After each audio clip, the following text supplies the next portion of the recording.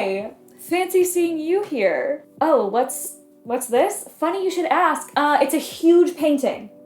A huge ass painting.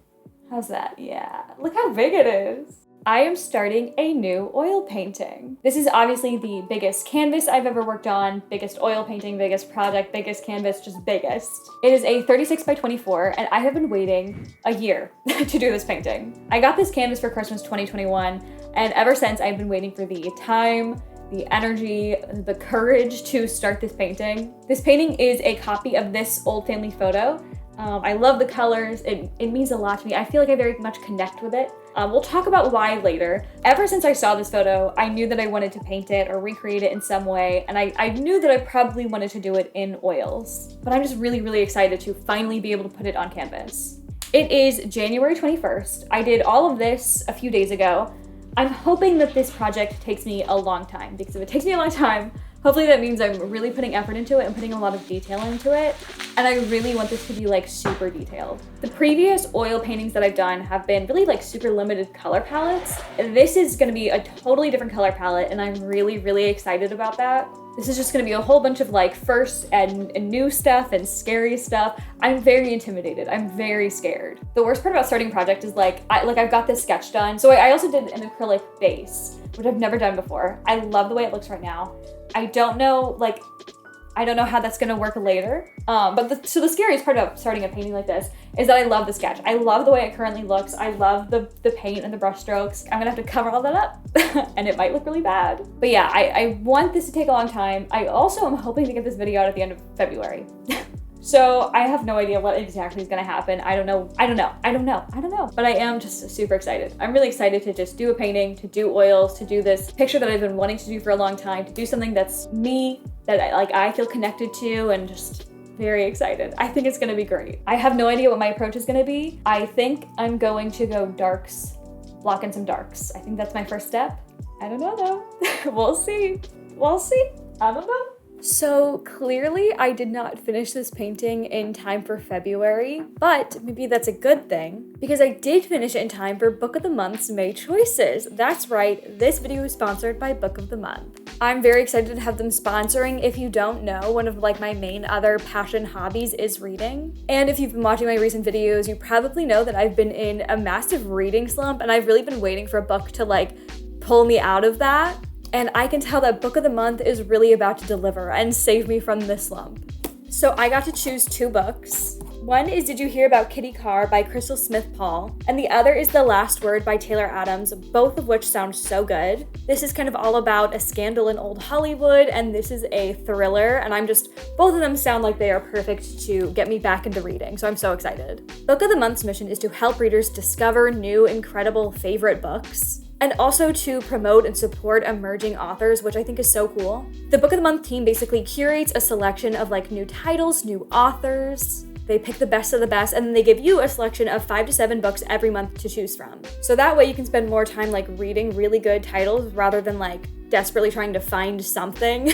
That way us readers can spend more time reading actually good books than trying to research what we're going to read next. Not to mention you are discovering new titles and authors that you probably never would have found otherwise, I never would have found these. Book of the Month offers the best prices on new release hardcovers, not to mention they have a rewards program and free shipping. Instead of paying upwards of $30, you're only paying $16.99 for a new hardcover. And to make it even better, for a limited time, you can get your first book for only $5 with the code FLOWERS. So go to bookofthemonth.com now to get that while you can. If physical books aren't for you, they also recently launched an audiobook program. So for some of the select titles, you can choose between an audiobook or a physical book every month, which is so cool. What's also cool about Book of the Month is it's not just reading, there's also a great reading community. So after you read your book, you can get on the app and talk with other readers about the books you just read, rate, review, stuff like that. Overall, no matter what kind of reader you are, Book of the Month has something for you. So I definitely recommend you click the link down below, use that code FLOWERS, and get a fun, exciting box every month with a fun book inside. As creatives, I know we like to get inspiration from everywhere, and that includes the amazing books that we read. Thank you, Book of the Month, so much for sponsoring. Now let's get back to the art. So this painting is, as I said, a recreation of an old photograph of my mom's. The photo is of her coworkers, obviously, at a bowling alley when she was about 19 or 20-ish. I talked a lot about the significance of my mom's photos and why I love painting them and everything in a very recent video, basically like all about that subject, but honestly that video kind of flopped. So I'm going to repeat myself a lot just so I make sure you know what's up. I'm sure there's some of you who didn't watch that video, so I hope you'll bear with me. She also has a huge collection of family photos, and that has always been a huge point of connection between us. At least like once a year for as long as I can remember, I would make my mom get her boxes of old photos down and we'd lay on the floor and she'd walk me through all the photos. And it was so cool, like such a cool way to learn about my mom and the family that I never got to see because we lived so far away. My mom is not a super sentimental person or a nostalgic person, so the only time she ever shared stories was when she was prompted to. So this was one of the few times that I got to hear just like story after story. And it was through those moments that I realized like my mom was a person, a young woman, a girl, long before she was my mom. She was her own person and someone else's sister and daughter and girlfriend before she was my mom, my person. So those photos have slowly become a very special thing to me, and in the past few years, I've started turning some of those photos into paintings. I have a series of pieces, some are just like sketchbook pieces, some are complete paintings, but they're recreations of my mom's old family photos. And with every piece, I find myself loving the concept more and more and more, and the idea is slowly like developing. I've been pulling more and more photos to use as references and to recreate, and the kinds of photos that I pull are starting to evolve, and I think that this photo is a really good example of that. When I saw this photo, I immediately knew I wanted to paint it, like right away. There's something about the composition, the colors, the vibe of it all. It doesn't feature any faces of family members. In fact, it doesn't even include their feet. These are two of my mom's old coworkers, so not anyone that I know. So it's really not what I normally go for when pulling these photos, but something about it just called to me so strongly. When I saw the photo, I felt like, for a second, I was my mom. I was standing there in a loud bowling alley with funky lighting and crazy carpets, and you hear kids laughing and music playing. And I could picture the group of friends around me, although their faces are blurry. I can feel the happiness you feel when you're young and you're going out with friends, you know, like that very excited, like fun feeling. And I could feel the camera in my hands. I could imagine the moments building up to this exact photo. As these two guys messed around with each other, shoving each other and pretending to step on each other's toes right after we've put our own shoes on. Maybe we're waiting for the rest of our group still at the counter. And I can imagine taking that picture for some silly reason, that I wanted to remember this silly moment with my friends and this carpet and these bowling shoes. And every time I look at this photograph, I see and hear and sense it all again. And it's such an incredible and crazy experience that nothing else has ever sparked in me. So, you know, I had to paint it. Here's something screaming inspiration at me, like no way am I gonna ignore it. Because this picture is different. It's a photo that my mom took because she saw a moment she wanted to capture, you know? Most of the other pieces I've done aren't always photos my mom took, but photos including my mom. Not to mention, this is the piece I've worked on for the longest, and it's made me realize I feel like when I was painting this piece, it was as if me and the 20-year-old version of my mom were working on this piece together. My mom had the vision, she saw the composition, the moment, and then 30-something years later, I'm taking that concept and putting it through my own filter. The photo is her perspective, and now here's my perspective on this same moment. Like, we're literally collaborating, like, through time, and I just think that's so cool. There were a few times throughout this painting that I had to kind of make tweaks or even subconsciously made decisions that were slightly different than the original, like with the color choices. And I just think it's so neat to me that that this isn't an exact copy of my mom's photo, but a reimagining of her memory, her photo, her art through my eyes and my artistic skill. I'm just so truly in love with the concept. I don't even think I can fully articulate it, but I love it. Also, on a much more selfish note, I feel like painting the photos my mother has taken is like a cheat code to an original work. We all know that there's no such thing as true originality, especially this late into the timeline, but as most creatives do, I'd love to be making stuff that really feels like mine. Or at the very least, like I didn't rip it off of someone else. But I'm someone who really struggles with creativity and working without reference and coming up with original pieces. I struggle to come up with complete ideas, and if I do come up with one, finding or creating a good enough reference is a whole other battle.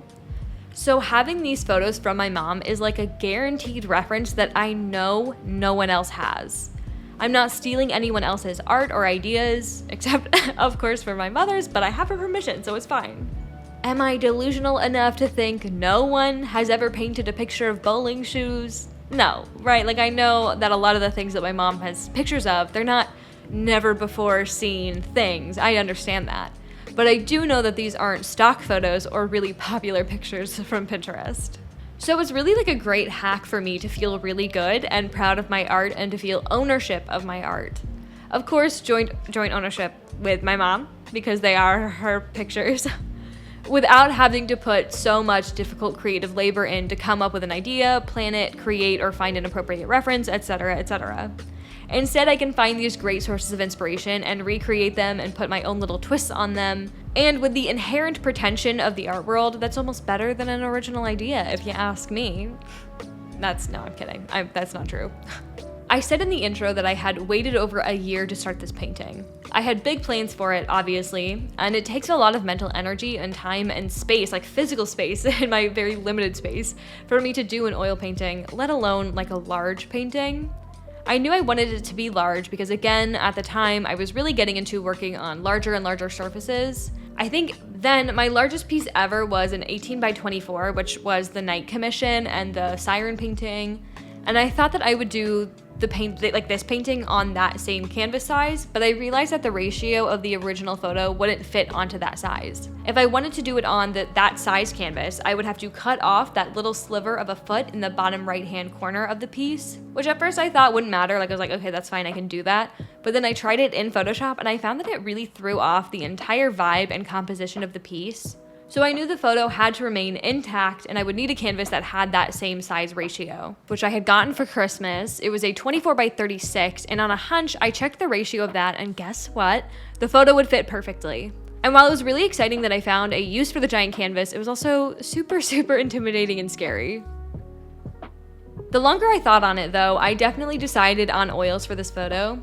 I've said this before, but when it comes to choosing a medium, it really is a very instinctive decision. You can just mentally feel what's going to work best. I could see there would be a lot of blending required, which of course oil is better for, and there's a lot of fabric that would require a certain softness that would be really hard to capture with fast drying acrylics. But I didn't want to immediately jump in with oils. I had learned from the past 2 oil paintings, and I knew I wanted some sort of underpainting. Not to mention, I had been seeing a lot of reels of people laying down their burnt umber washes before starting their paintings. So I went out and bought a huge tube of burnt umber, or whatever, I don't know what color, acrylic paint, and I slapped that on top of the sketch. Which, thank God I did, because that really allowed for some major laziness to slide later. The purpose of the underpainting was mainly to get rid of the blank canvas sphere that I have pretty badly. And then after the last 2 oil paintings, which had no underpaintings at all, I realized that I felt like I was putting a lot of work into building up every inch of the canvas, and I thought that with a base layer of a color rather than white, I wouldn't have to put in nearly as much work. Which I think was true to an extent. Obviously, I still had to work at areas for a while before they were done, but now, when paint was really thin or transparent, a beautiful glowing warmth shone through instead of specks of uncovered canvas. It's the difference between a beautiful stylistic choice and an unfinished painting. So I would definitely say that the underpainting was worth it. When it came to my approach with the oils themselves, I don't think I really had one. I had a vague mental plan, but I think it's one that follows most of my process. I was going off what I had learned from the last 2, but also a decent amount of time had passed between those projects. Okay, it is April 29th. I think it is my 4th day of painting.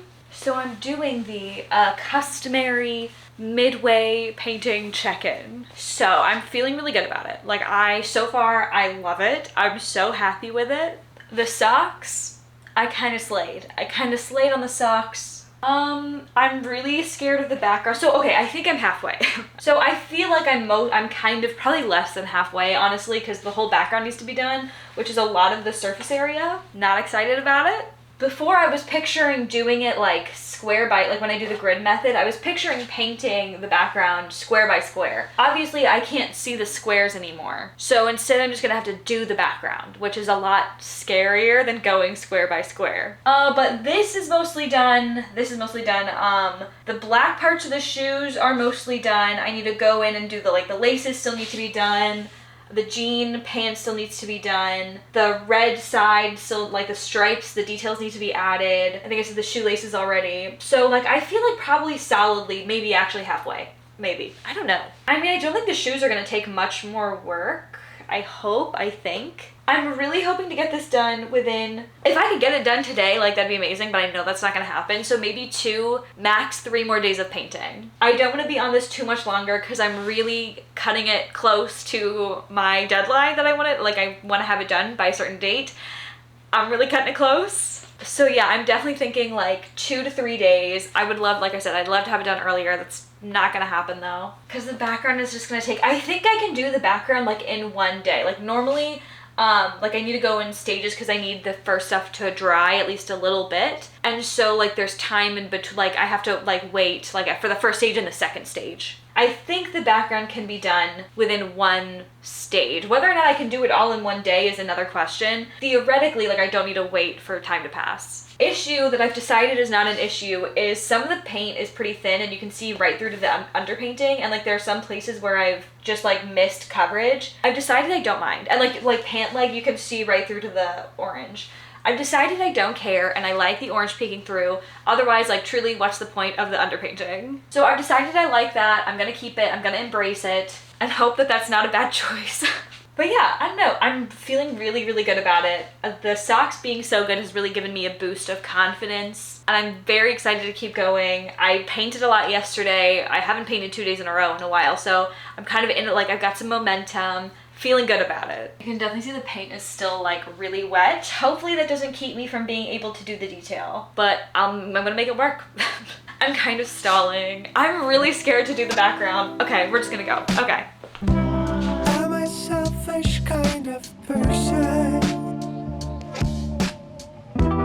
with a soul trying to fly. I aim to break the laws of nature and learn to love before I die. I was naked then, I'm naked now, and my nakedness is my sole account. I'm unfaithfulness, I'm a fucking clown, but I tried my best, yes I tried.